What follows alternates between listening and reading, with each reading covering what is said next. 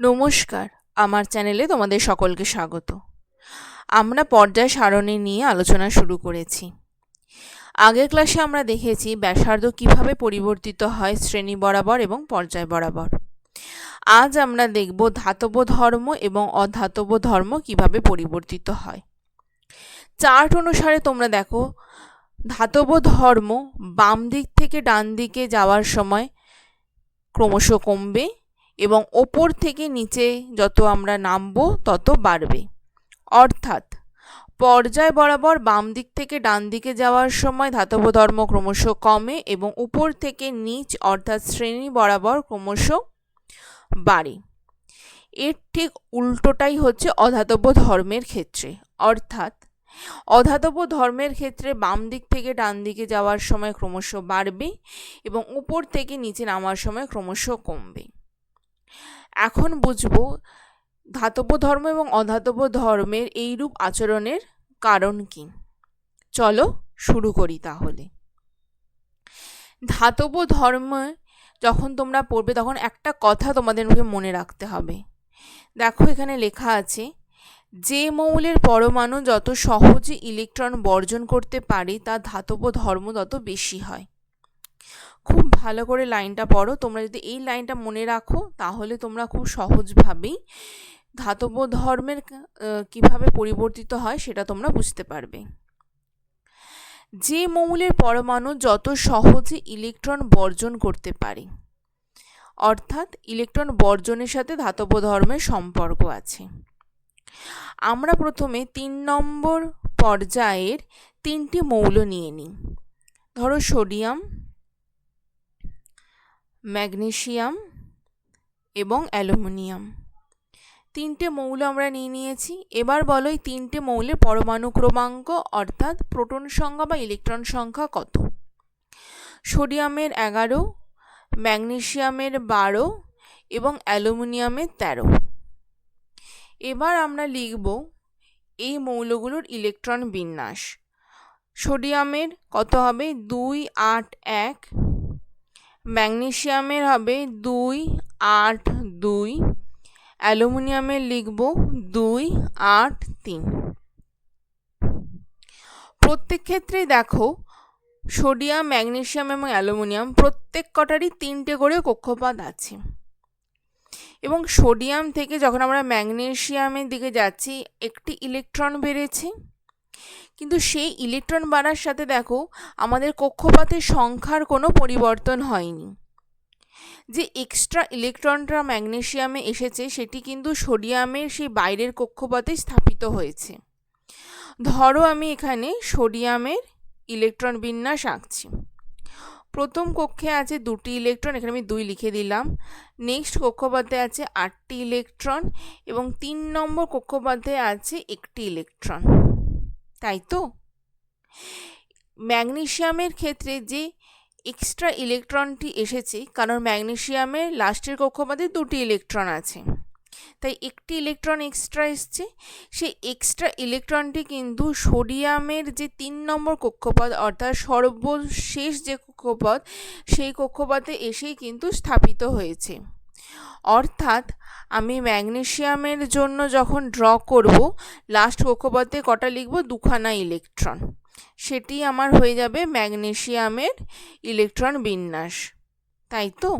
তার মানে আমরা বুঝতে পারছি যত আমরা বাম দিক থেকে ডান দিকে যাই পর্যায় বরাবর ইলেকট্রন সংখ্যা বাড়লেও আমার কক্ষপথের সংখ্যা বাড়ে না। সর্বশেষ ইলেকট্রনটি আগের কক্ষপথে এসেই স্থাপিত হয়। তাহলে এখান থেকে আমরা কি জানতে পারছি? ইলেকট্রনের সংখ্যা বাড়লেও কক্ষপথের সংখ্যা কিন্তু বাড়ে না, তাই তো? এর ফলস্বরূপ কি হচ্ছে? এর ফলস্বরূপ হচ্ছে দেখো, যদি তার মানে সর্বশেষ কক্ষপথটি আমার ইলেকট্রন গ্রহণে সক্ষম, তাই তো আমাদের সর্বশেষ কক্ষপথে একটি করে ইলেকট্রন এসে অ্যাড হয়েছে। তার মানে আমাদের নিউক্লিয়াসের সাথে ইলেকট্রনের সর্বশেষ কক্ষপথের ইলেকট্রনের বন্ধন খুব স্ট্রং, তাই ইলেকট্রন বর্জন করার টেন্ডেন্সি এখানে কম। যত আমরা বাম দিক থেকে ডান দিকে যাচ্ছি তত আমাদের কক্ষপথে একটি করে ইলেকট্রন এসে যোগ হচ্ছে। এর ফলে কি হচ্ছে, কক্ষপথের সংখ্যা আমাদের চেঞ্জ হচ্ছে না। তাই নিউক্লিয়াসের সাথে সর্ববহিস্থ কক্ষের ইলেকট্রনের একটা শক্তিশালী আকর্ষণ বল দেখা যায়।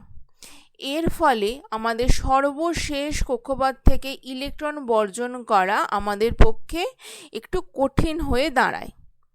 তাই আমাদের বাম দিক থেকে ডান দিকে যত যাই তত আমাদের ধাতব ধর্ম কমতে থাকে। বোঝা গেল?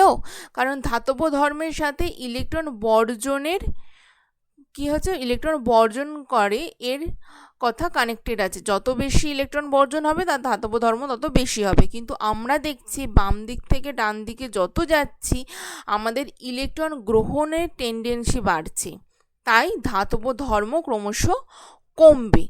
ধাতব ধর্ম ক্রমশ কমবে এই কথাটা আমরা আরেকভাবেও বলতে পারি। কি বলবো? আমরা বলতে পারি যে অধাতব ধর্ম ক্রমশ কি হবে, বাড়বে। এটা হচ্ছে ধাতব ধর্ম, এটা হচ্ছে অধাতব ধর্ম।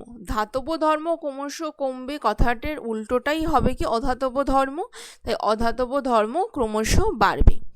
অধাতব ধর্মের সাথে দেখো ইলেকট্রন গ্রহণ এই কথাটা যুক্ত আছে, অর্থাৎ যে মৌলের পরমাণু যত সহজে ইলেকট্রন গ্রহণ করতে পারে তার অধাতব ধর্ম তত বেশি। বাম দিক থেকে যখন ডান দিকে আমরা যাচ্ছি, ধরো সোডিয়াম, ম্যাগনেসিয়াম, অ্যালুমিনিয়াম, কি হচ্ছে, সর্ববহিস্থ কক্ষপথে একটি করে ইলেকট্রন এসে যোগ হচ্ছে, তাহলে ইলেকট্রন গ্রহণের টেন্ডেন্সি আমার বাড়ছে। যেহেতু ইলেকট্রন গ্রহণ করার টেন্ডেন্সি বাড়ছে তাই অধাতব ধর্মও বাড়ছে। আশা করি তোমরা সকলেই ব্যাপারটা বুঝতে পেরেছ। এবার আসি আমরা শ্রেণী বরাবর, অর্থাৎ উপর থেকে নিচে যখন নামবো ধাতব ধর্ম ক্রমশ বাড়বে এবং অধাতব ধর্ম ক্রমশ কমবে। প্রথমেই আমরা উদাহরণ নিয়ে নিচ্ছি। প্রথমে আমরা উদাহরণ হিসেবে এখানে নিয়ে নেব লিথিয়াম, সোডিয়াম এবং পটাশিয়ামকে। বলো তো লিথিয়ামের পরমাণু ক্রমাঙ্ক কত? লিথিয়ামের পরমাণু ক্রমাঙ্ক হবে 3। 3টে এখানে মৌল নিয়ে নিয়েছি, লিথিয়াম, সোডিয়াম এবং পটাশিয়াম। লিথিয়ামের হচ্ছে 3 পরমাণু ক্রমাঙ্ক, সোডিয়ামের 11 এবং পটাশিয়ামের আমরা জানি কত, 19। এখানে যদি আমি ইলেকট্রন বিন্যাস লিখি, কি লিখব? 2 8 1। এখানে লিখব 2 8 এখানে লিখব আমরা 2 1, তাই তো? যেহেতু লিথিয়ামের 3টে। সোডিয়ামের ক্ষেত্রে কি লিখব? 2 8 1 এবং পটাশিয়ামের ক্ষেত্রে কি লিখব? 2 8 8 1। এই হচ্ছে ইলেকট্রন বিন্যাস। বোঝা গেছে? এবার দেখো লিথিয়াম থেকে পটাশিয়ামের দিকে যত আমরা যাচ্ছি, অর্থাৎ উপর থেকে নিচে যত আমরা যাচ্ছি, পরমাণু ক্রমাঙ্ক বাড়ার সাথে সাথে দেখো কক্ষপথের সংখ্যাও কিন্তু আমাদের বাড়ছে। তাই কক্ষপথের সংখ্যা যত বাড়ে তত আমাদের কি হবে, নিউক্লিয়াস থেকে বহিস্থ কক্ষের ইলেকট্রনের দূরত্ব বাড়ছে। তাই নিউক্লিয়াসের সাথে বহিস্থ কক্ষের ইলেকট্রনের আকর্ষণ ক্ষমতা কি হবে, তত কমবে। আগের কক্ষপথগুলো যদি পূর্ণ অবস্থায় থাকে তাহলে কি হয়, তাহলে সেইগুলো হচ্ছে একটা পাঁচিলের মতো কাজ করবে নিউক্লিয়াস এবং ইলেকট্রনের মধ্যে। দেখো 2 8 8 এই কক্ষপথগুলো কি হচ্ছে, তোমার কক্ষপথগুলো পূর্ণ অবস্থায় আছে। তাই আমাদের কি হচ্ছে, নিউক্লিয়াসের সাথে ইলেকট্রনের একটা দূরত্ব সৃষ্টি হচ্ছে, তাই আমাদের আকর্ষণ ক্ষমতা বাড়ছে। বোঝা গেছে? তাই আমরা এখানে বলতে পারি ওপর থেকে নিচের দিকে যত যাব পরমাণু ক্রমাঙ্ক বাড়ার সাথে সাথে আমাদের ইলেকট্রন বর্জন করার টেন্ডেন্সি বাড়ছে, কারণ বহিস্থ কক্ষের ইলেকট্রনটা নিউক্লিয়াসের সাথে অত স্ট্রংভাবে বাউন্ড থাকছে না, তাই ইলেকট্রন খুব সহজেই বহিস্থ কক্ষপথ থেকে স্থানান্তরিত হয়ে যাওয়ার চান্স থাকে। তাই এখানে ইলেকট্রন খুব সহজভাবে আমরা বর্জন করতে পারি। সেহেতু আমরা দেখো চারটা যদি একবার দেখি, তাহলে ধাতব ধর্ম উপর থেকে নিচে দিকে যত আমরা যাব তত ধাতব ধর্ম বাড়বে, এবং ঠিক এর উল্টোটাই হবে অধাতব ধর্ম, অর্থাৎ অধাতব ধর্ম কমবে। অধাতব ধর্ম ক্ষেত্রে আমরা সেই দেখো আমরা এখানে তিনটে মৌল লিখে দিলাম, লিথিয়াম, সোডিয়াম এবং হচ্ছে তোমার পটাশিয়াম। এখানে 3, এখানে 11, এখানে 19। এখানে তোমরা লেখো 2, 1, এখানে লেখো 2, 8, 1 এবং এখানে লেখো 2, 8, 8, 1, তাই তো? এবার দেখো কি বলেছে, যেহেতু কক্ষপথের সংখ্যা আমার বাড়ছে, তাই ইলেকট্রন কি করছে, বর্জন করার টেন্ডেন্সি আমার বাড়ছে, তাই ইলেকট্রন গ্রহণ করার থেকে ইলেকট্রন বর্জন করার টেন্ডেন্সি আমার বাড়ছে, তাই আমাদের অধাতব ধর্ম ক্রমশ কমবে। বোঝা গেছে? আশা করি তোমরা সকলেই বুঝতে পেরেছো। তাহলে আজকের ক্লাস থেকে আমরা কি শিখলাম ধাতব ধর্ম বাম দিক থেকে ডান দিকে যাওয়ার সময় ক্রমশ কমবে এবং উপর থেকে নিচের দিকে যাওয়ার সময় ক্রমশ বাড়বে, এবং অধাতব ধর্ম বাম দিক থেকে ডান দিকে যাওয়ার সময় ক্রমশ বাড়বে, উপর থেকে নিচে যাওয়ার সময় ক্রমশ কমবে। আজকের ক্লাস আমি এখানেই শেষ করছি। নেক্সট দিন আমরা আলোচনা করব বিজারণ ধর্ম এবং জারণ ধর্ম নিয়ে। আশা করি তোমরা ক্লাসটা এনজয় করেছো।